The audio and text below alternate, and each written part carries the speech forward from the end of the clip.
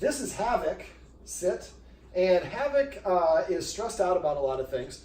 He's recently just discovered treats. His guardians I give him a lot of love and affection. Don't give him treats. But treats are a great way to motivate your dog.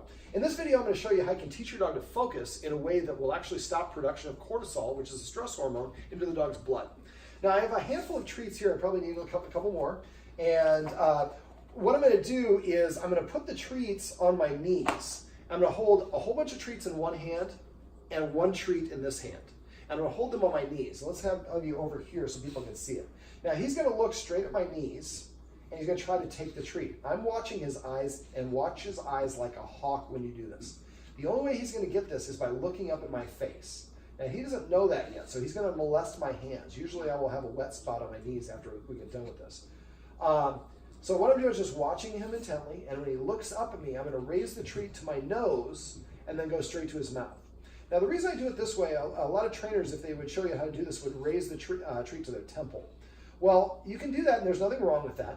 But the way that I do it, I think, is better because if a dog looks into you the eyes for longer than 6 seconds, it starts releasing oxytocin, serotonin, and dopamine, which are the pleasure endorphins, into the dog's brain and into my brain, if it's my dog.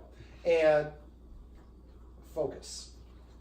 So as soon as he looks at me, that's what triggers the response. So now I reload so he knows we're still playing, and I put him back on my knees. I'm putting him on my knees because I want to lure him to look down. But what I'm waiting for him to do is say, I can't figure this out, and look up at me in the face, and then I raise my nose, focus. And I say the word focus after it goes in his mouth. Then I reload again. So after a while, what we should start seeing is him looking at me faster and faster. Focus. Now, a dog's body can't produce cortisol, the stress hormone, as well as the pleasure endorphins at the same time. So it's a hot or cold. Focus. So if he starts getting stressed about something and we do this exercise, it's a nice way to redirect him instead of focusing on whatever he's reacting to. And it stops the production of cortisol, focus, and releases the pleasure endorphins in his brain. So it stops him getting more stressed and allows you to redirect him. Focus. Who's a smarty pants? That would be you. Now I do this, I go 1 second, focus. And I'm raising my nose because I want him to maintain. Now right now he's only looking at me for 1 second. That's not going to achieve it. You're going to have to practice it. And I'll show you eventually what you're going to do. So at first it's 1 second, then you go 1 second. Focus. Now you see how he's coming up towards it? This is why we don't go from 1 second to 15 seconds where we eventually like to go. So when you do this, I usually do this about 8 to 12 treats. And at first, as soon as he looks up at you, you just 1 second, I'll count it out for you. He's forgotten. That's why we have practice.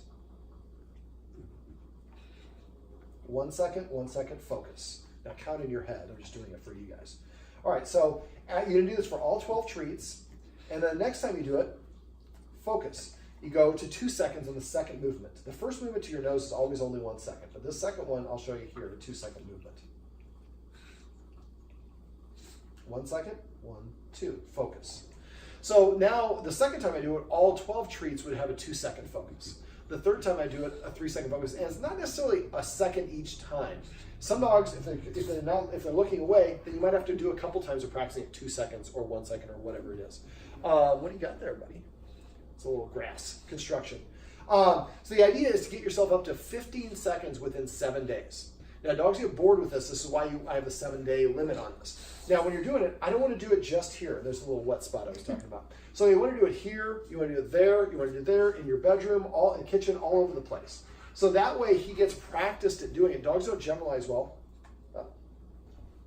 They need to do things in multiple versions and iterations before they can kind of start to approximate generalization.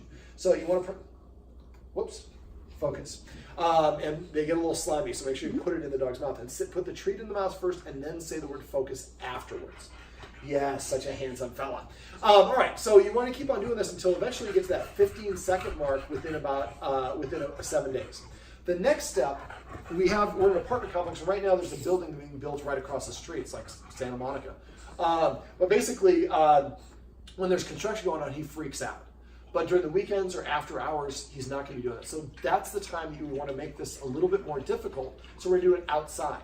Now we have a little deck right outside here. And so we go outside and practice on the deck, but now we go back to 1 second, because it's harder because now there's the smells of being outside. It's more distractions. So we want to, and we go back to 1 second, 1 second, but now I can move faster. I might go 1 second for 3 treats, 1 second, 2 seconds for 3 treats, 1 second, 3 seconds for 3 treats to get to that 12. And so you can move a little bit faster because the dog knows how to do it. The next step would be to do it outside your door when nobody's there.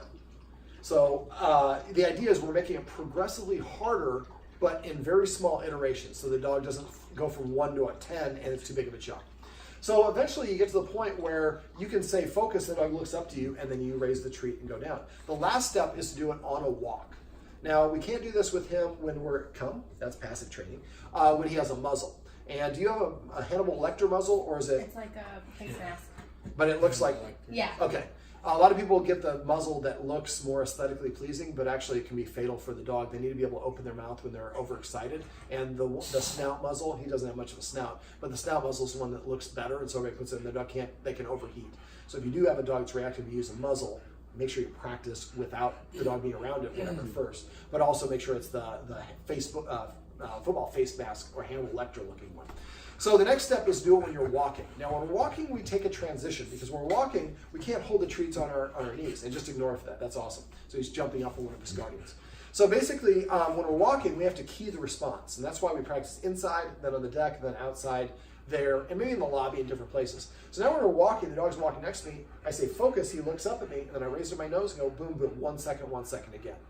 And then we keep on doing this. And we do this again with nothing around. There's no reason for him to be reactive. So he just gets used to every once in a while, he wants me to look up at him, and a treat is coming down. And then eventually you get to the point where you're going 1 second, 15 seconds while you're walking. So now if your dog's walking, yes, come. Oh. Yes. Oh, now we're all feisty. And this is basically for him. He's what? He's fine. He just really super excited. Yeah.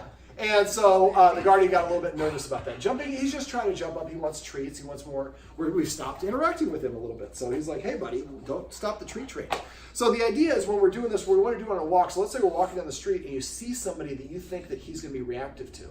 Well, once he starts reacting, then he's not going to listen to you, especially once they're barking and lunging. We call that above threshold. That didn't work.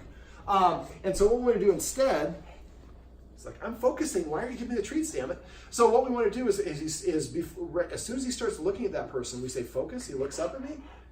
Focus as we're walking. And then I can turn and I can go this way. I can go down a hallway. I can turn around. Instead of him reacting, it gives me the ability to redirect his attention away from whatever it is. Now, I've had people, boy, yes, you're all excited. Yes, oh, you're going to lick me in the face. And so when we have people that are, when we have dogs that are really excited, and we've done this really well, not excited, but they're really reactive to whatever, and we do this very progressively. At first, you just use it to walk the dog away. But eventually you get to the point where you're walking and the person's walking this way and the dog's looking up at you. Actually, the person would be better on this way. So he's looking up at me and the people pass, and it takes 15 seconds to get that treat down. By the time we put the treats down, I'm ready to bark at those people. Oh, they already walked away. So like I said, this is a nice way to reduce the production of cortisol in his blood, but also redirect his attention. And so it accomplishes multiple things. Now, your dog is reactive. What we want to do is get them away from whatever they're reactive before they get a chance to react. So again, this might be something you put in the exercise journal we talked about. People wearing yellow hard hats, or people with beards, or they're men, I know is a trigger for him. But we start to identify there's certain characteristics of men that he's more reactive to. So then we can kind of look for those interactions and then try to help him practice being around them, but at enough distance.